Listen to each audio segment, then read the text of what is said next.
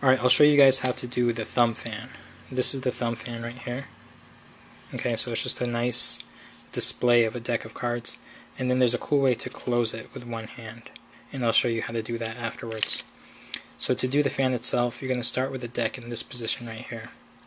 So the bottom left edge of the deck is kind of in the crotch of my thumb, and then the bottom of the deck is resting along my first finger.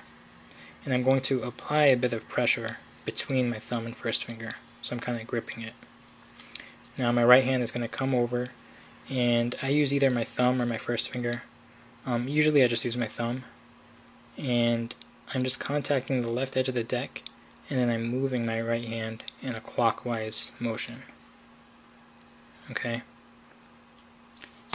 And now the way that my thumb is applying pressure on the left edge of the deck changes throughout the fan. So at first I'm just focusing on the bottom cards, and then I kind of roll my thumb so that it starts to fan the top cards as the fan progresses. Okay, so this is kind of just a knack thing. You need to experiment with it a bit and see what kind of pressure gets you an even fan. Now a few tips.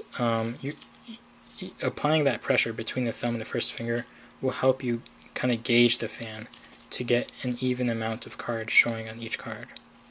Right? So you want the distribution to be good. You want there to be the same amount of card showing on each card to get a good looking fan. And the other thing is you want to have a big fan, right?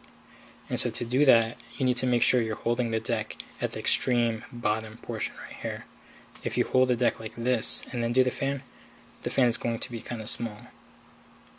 Okay, and this is actually a trick that you'll see some people do, stage magicians and such. They'll start with a big fan, then they change the grip like this, and then the fan again, and it looks like the deck shrunk. I don't know which word you're supposed to use. And then they'll change their position again, and then the deck shrinks even more. Oh, that's kind of tough. And then eventually they'll make the deck disappear somehow. But for our purposes, we want a big fan, so you hold the deck at the bottom edge. Okay, so that's the fan itself. Alright, I'll show you a few ways you can close the fan now. If you're a beginner, the easiest thing to do is just come over with your right hand and just move it around like that until the deck closes. There's no explanation required for that. Now the fancy way to do it is the one-handed close. And this is quite difficult actually. It's harder than the fan itself. But I'll try my best to teach it. I'll start off by saying it's definitely one of those knack things, and you're just going to have to experiment a bit to see what works for you. But here's what the back of my fan looks like. All four of the fingers are just laying across, and then my thumb is here, of course.